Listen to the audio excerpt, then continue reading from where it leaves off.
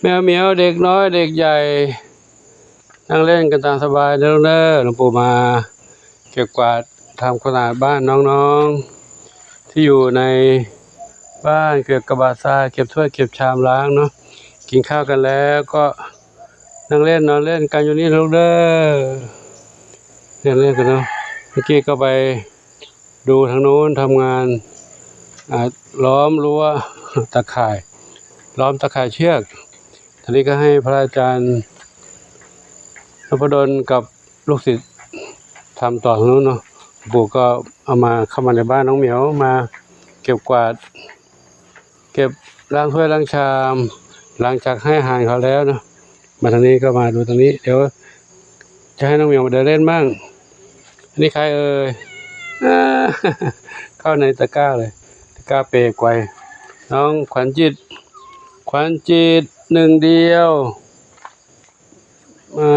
มนชัยชนฝันใหญ่เพชรดำน้อยสีหน้าส้มมีสุขขาวเทาดำสนิทเจดีส้มขาวใหญ่มาทางนี้มาทางนี้ก่อนบุญสม บุญสมอยู่นี่บุญสมน้องอะไรดำเล็กหางกวักน้องผลไม้ทั้งห้ามาเดินเล่นไหมลูกเอามาไหมลูก มาแล้วปูจะมาเก็บบ้านให้เนาะจะมาเก็บปัดทำความสะอาดให้เนาะเอามาเดินไหมล่ะเอามาจะออกมาก็เดินเข้ามาของปูเปิดประตูให้แล้วเนาะประตูให้แล้วมาไหมลูกมาไหมมาแล้วปูจะได้เก็บกวาดในบ้านให้เนาะออกมาเลยมาเดินเล่นกันแล้วเล่นข้างนอกนี่ลงมาไหมลูกลงมาไหมลงได้หรือเปล่าลงไม่ได้อ่ะโดดใส่เก้าอี้นี่เก้าอี้นี่ลูกอ่ะ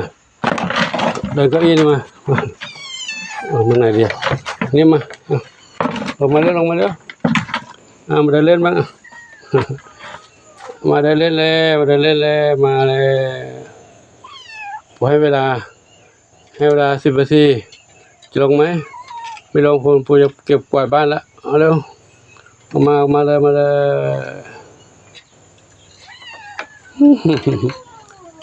ล่นกันละเราไปเก็บกระบะทรายลูกกระบะทรายเก็บภาชนะล้างกวาดบ้านน้องเหมียวใหม่เอามาละเล่นกันแล้วเด็กน้อยผู้น่ารัก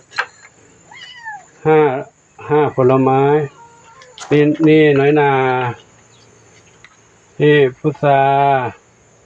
มังคุดตัวโน้นละมุดอยู่ข้างในละมุดอันนี้ลำไย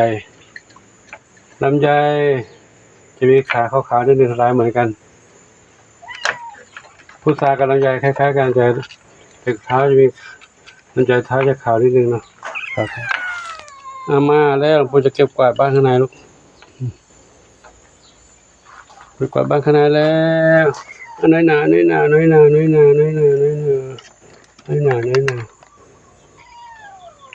ลำไยนี่พุทรามังคุด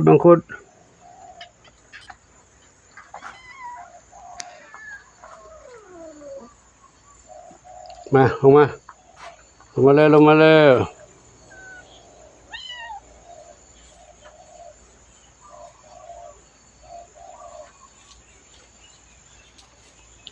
ไหมไม่เคยลงมาเลย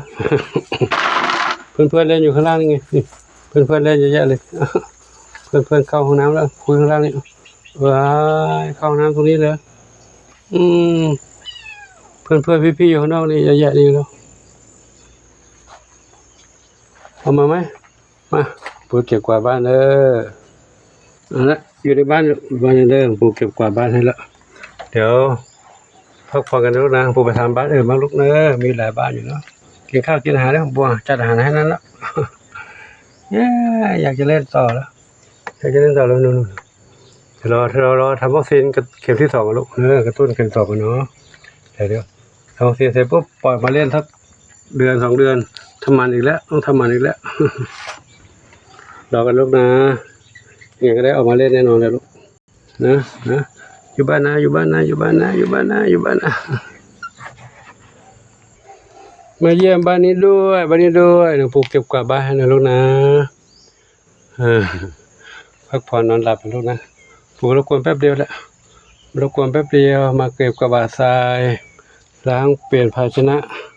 น้ำเป็นอาหารใหม่แล้วเนาะกวาดทรายแป๊บเดียวนะลูกพักผ่อนเสร็จแล้วก็พักผ่อนนะลูกนะน้องดอกไม้ชบามะลิทางไหนมะลิทางนู้นมะลิกับ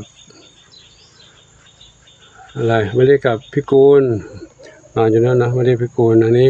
ชบากับกุหลาบนี่ลูกผมเก็บกวาดบ้านให้นะลูกนะเก็บสนุนแล้วมาทางนี้บ้างเดี๋ยวนั่งเล่นนี่ลูก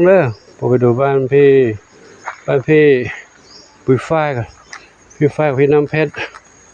แล้วก็บ้านน้องเล็กเด็กน้อยอีก3กับแม่2ใช่ที่เท้าเล็กมาปุ้ยฝ้ายน้ำเพชรออกมาได้แล้วผมจะเก็บกวาดบ้านไปเก็บกระบาดทรายให้แล้วออกมาเล่นข้างนอกกันมาเอาละไม่กวนกันนะห้ามกวนเพื่อนห้ามขู่นะเล่นด้วยกันดีๆอยู่ด้วยกันดีๆออกไปเล่นแล้วเอาเล่นวิ่งเล่นด้วยกันเอามาทางไหนนี่จะปูจะเก็บกันไม่กวนกันเก็บถ้วยชามแล้วอยู่นี่ก็เดินเลิกเก็บเสร็จแล้วค่อยเข้าบ้านเนาะเก็บกวาดล้างถ้วยล้างชามก่อนเนาะเก็บกระบะทรายล้างถ้วยล้างชามเปลี่ยนภาชนะเปลี่ยนน้ำเปลี่ยนท่าเปลี่ยนไม้ใครกินอาหารกินหญ้าปุ้ยฝ้ายแล้วใครกินหญ้าจุบน้ำเพชรก็กินหญ้าทางนี้มาพึ่งแดดบ้างลูกอาบแดดบ้างเนาะรับแสงแดดบ้างกินหญ้าจุบ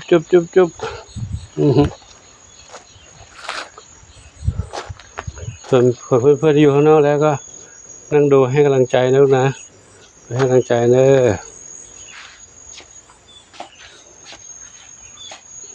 น้องบ้านนี้รู้เอามาบ้างไหมเนี่ยเอามาเพื่อตามเก็บได้ไหมเอามาก็ได้เอามาดูดิเด็กน้อยมาเลยบุยกวาดบ้านแล้วกวาดบ้านนะ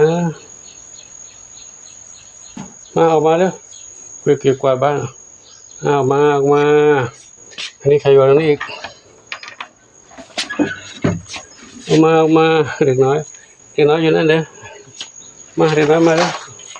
บุยกวาดบ้านนี่เลยออกมาไหมเพื่อนก็ดึงแล้ว1 เมลแล้วพี่ดูก่อนดูสถานการณ์ก่อนเขากัดกันไหมเคยไม่ได้ทำหมันเราดูก่อนเนาะถ้าไม่กัดกันไม่ขู่กันแกล้งกันก็ไปเลยทางเล็กออกมาปลาลูกทางเล็กออกมาไปเก็บกระบะทรายให้ลูกมาเร็วมานี่ทางเล็กแล้วเจ๊มาเอาละเล่น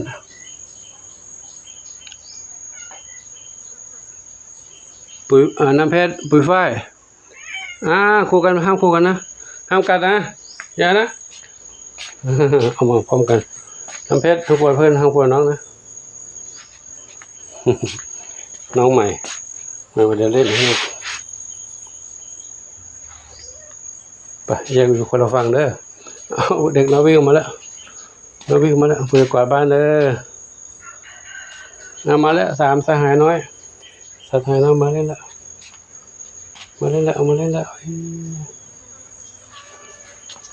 เด็กน้อยออกมาเล่นกันแล้วตัวเล็กเดียวนะเดือนกว่าเดี๋ยวรอให้ครบ2 เดือนจะไปทำวัคซีนแม่ก็ทำวัคซีนด้วยทำเสร็จแล้วก็ทำหมันนะหลวงปู่เก็บบ้านแล้วลูกเก็บบ้านเรียบร้อยแล้วเนาะ เข้ามาพักกันในบ้านได้แล้ว เข้ามาในบ้านได้แล้วเข้ามาในบ้านได้แล้วเดินออกข้างนอกไปสักพักเลยเนาะเข้ามาในบ้านแล้วเรียบร้อยเข้ามาในบ้านแล้วแม่ทั้งพี่เข้ามาแล้วเนาะปุ๋ยฝ้ายหายไปแล้วได้มาการเพชรวิ่งมาคนเดียวการเพชรเดือยเลยหอบแฮบเลยการเพชรหอบแฮบเลย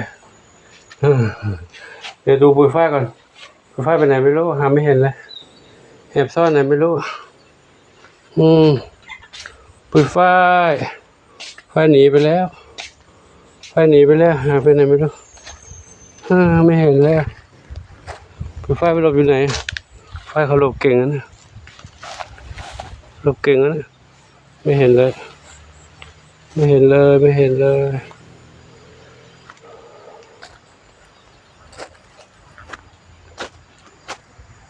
ปุ๋ยฝ้า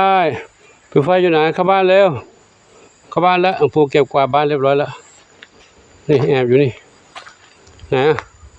แอบอยู่ไหนแอบตรงนี้ แอบตรงนี้เลยไปเข้าบ้านเร็วบ้านแล้วปู่เก็บบ้านเรียบร้อยแล้วนี่ เดี๋ยวไปวิ่งเลยพวกนี้ไม่เอาดูโอ้ไม่ยอมปู่จับเดี๋ยวงูเหลือมกินแล้ววิ่งรอบบ้านแล้วไม่ยอมเข้าบ้านไปเร็วเข้าบ้านเร็วหมาวิ่งมาทำไมทางนี้มานี่ไม่ยอมให้จับไม่เหมือนแมวอื่นเขาวิ่งจับง่ายนี่ยอมให้จับเลยมาเร็ววิ่งไปเหนื่อยลูกมาเร็วเข้าบ้านเร็วโอ้เหนื่อยแล้ววิ่ง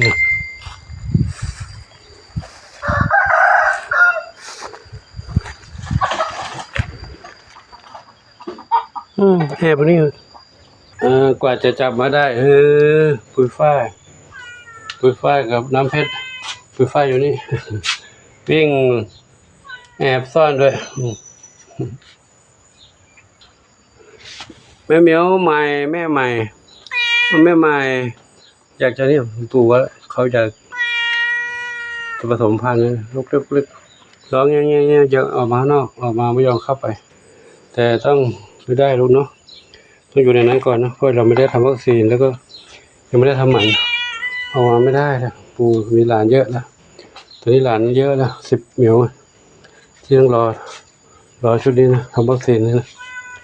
วัคซีน10 เหมียวทำหมันด้วยก็ขอจบคลิปนี้ไว้เท่านี้ก่อนเนาะเก็บกวาดเรียบร้อยแล้ว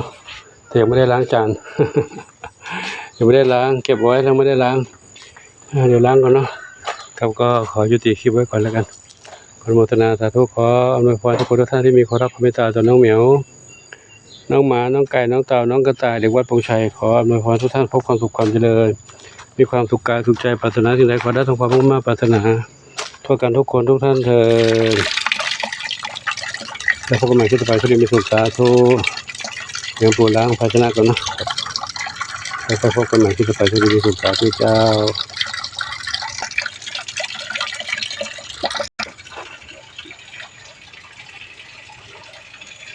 ทุกอย่างต้องทำเองหมดเนาะเท่าเล็กเนาะหาคนที่มีจิตอาสาที่มีใจรักเพื่อน้องเหมียวไม่ค่อยมีไม่ใช่ไม่ค่อยมีไม่มีเลย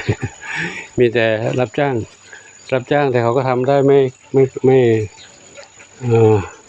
เรียบร้อยมา เหมือนกับคนที่รักแมวจริงๆรักแมวทำเพื่อแมวเพื่อน้องๆทำเพื่อแมวคือถ้าคนที่มีใจรักด้วยจ้างด้วยก็โอเคยังคุ้มอยู่แต่ถ้าเขาไม่รักเราจ้างอย่างเดียวนี่ก็ทำไม่คุ้มนั่นก็ทำเพื่อรายได้อย่างเดียวไม่ได้ทำเพื่อน้องแมวนะจะเก็บขี้เก็บเยอะเขาก็ไม่กล้าเขากลัวเขาเหม็นอะไรมันแค่เดินเข้ามาก็ยังปิดจมูกไปเลย แค่นี้ก็ไม่ได้นะครับก็นะต้องทำเองทำเองทุกงานทุกอย่างยากก็รกละจ้างคนมาเก็บในนี้เขาก็เหม็นขี้แมวไม่กล้าเข้ามาเก็บมาทำก็นะค่อยทำไปทำเท่าที่ทำไหวทำไม่ไหวก็พัก ขอโมทนาสาธุอายุวันโนสุขังวะลัง